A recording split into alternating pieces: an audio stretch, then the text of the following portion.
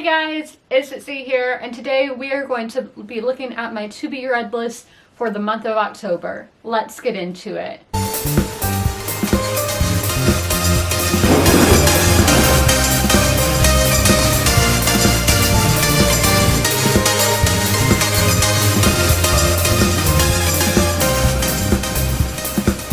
Now at the start of the month, I did get to my reading goal of 80 books.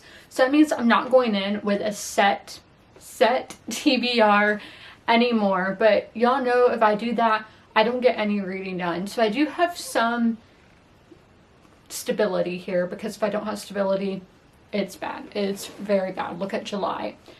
So I'm still having books in my 5-star prediction project because I'm not finished with that yet. I should finish in December, it's looking like. So let's talk about the book that I have for November, or October 1st. And that is She Has Her Mother's Laugh by Carl Zimmer, The Powers, Perversions, and Potential of Heredity.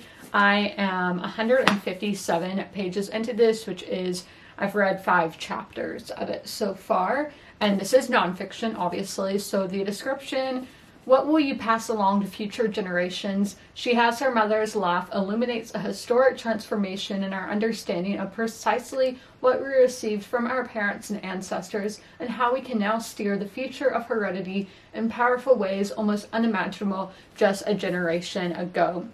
Now, I am vlogging my experience reading all of these books because it is Vlogtober, so be sure to check out those if you want to see my thoughts as I read them, but I will also have a wrap-up video at the end of the month. But this is like a 4-star right now. Just some parts, it's really alternating between chapters.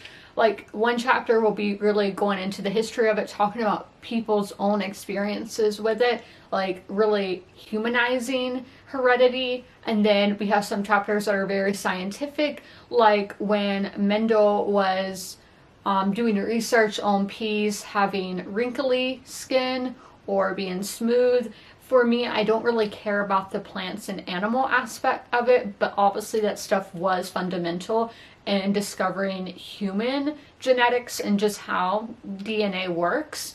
But I do personally prefer the chapters that are about humans and really humanicizing this topic. And I am doing this on audio as it is over 500 pages in length. For my mood reading, I am picking up horror books, as October is a spooky month. We have Halloween, and it's just a spooky time of year, even if it is kind of quite warm here. And I'm disappointed in that, but it's okay.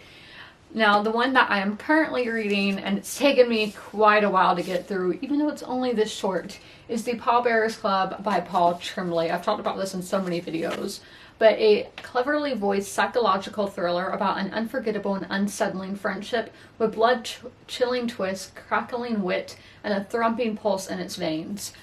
Now, I do love the wit of this. I have enjoyed the characters, Mercy being my favorite, and I love the plot. But my issue is the writing or the editing. I think it could have been toned down a lot, or just the way they did chapters could have been different. The chapter I read last night was over 50 pages. I think that is so unnecessary. So if you read this, I definitely recommend picking up the audiobook. I wish I would have looked to see how long the chapters were before picking it up, because I probably would have picked up the audiobook. But I am reading this physically. My ebook pick always is related to whatever genre I am reading for my mood reading. So I am doing horror this month, and what I do is I go and see what the longest horror book on my TBR is. It was actually House of Leaves, but I have been told to read that physically, so this was the one that came in second, and that is NOS 4A2. That's how they pronounce it in the audio, but I personally say no, it's 4A2, but it's by Joe Hill. Victoria Vic McQueen has an uncanny knack for finding things. When she rides her bicycle over the rickety bridge in the woods near her house, she always emerges in places she needs to be. Vic doesn't tell anyone about her unusual abilities, and basically there are a lot of people that have these things that happen to them. They own an object that gives them kind of these powers. It's been really interesting. It really gives me Stranger Things vibes. Honestly, I thought the other one would, but this gives me more Stranger Things vibes. And this is probably the best horror that I've read recently.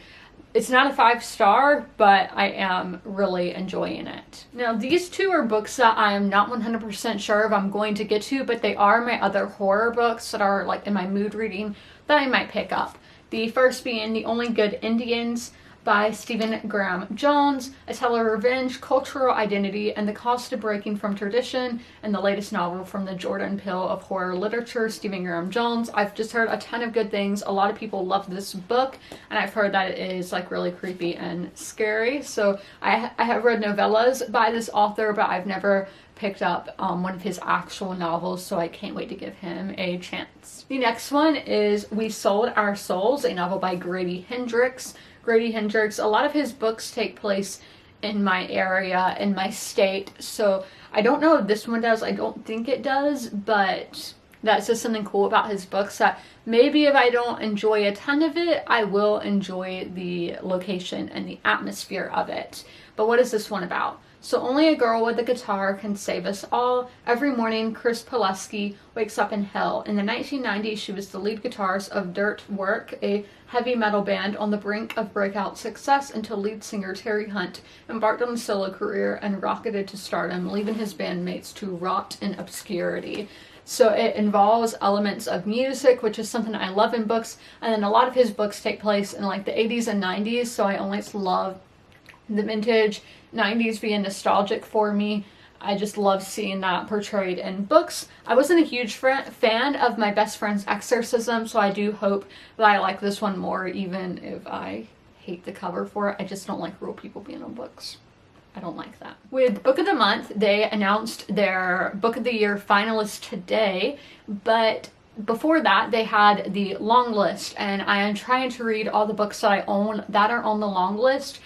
So the first being Don't Cry For Me by Daniel Black. This is a black father makes amends with his gay son through letters written on his deathbed in this wise and penetrating novel of empathy and forgiveness. I love those themes. I love stories about families, and it just sounds amazing. And I love this cover. I love all the colors there. And this was my book of the month pick for February 2022. The last book is a historical fiction, and that is Peach Blossom Spring by Melissa Fu. This was also a February 2022 pick, but I think I picked it up in March because, again, I really wanted to read both of these, but you can only, y'all know how Book of the Month works. A moving debut novel about war, migration, and the power of telling our stories. That follows 3 generations of a Chinese family on their search for a place to call home. I love generational tales, and you see we're following 3 here. And stories of war, migration, and the power of telling stories. This year, I've really discovered I love the trope of the power of telling stories and just how important stories are to our society. And we're reading a story about stories. It's just really fascinating to think about. It kind of blows your mind. And we're starting here in 1938, so just think 3 generations. There's a lot that happens in that time frame in the last century. I hope you guys enjoyed this video, and if you made it all the way through, leave a pink flower emoji in the comments. There's a hibiscus one, I think, and that's one of my favorite emojis. But I hope you guys enjoyed, as I said, and as always, comment, rate, and subscribe, and don't forget to ring that notification bell to be notified when all my videos go live. I'll see you in the next one. Bye!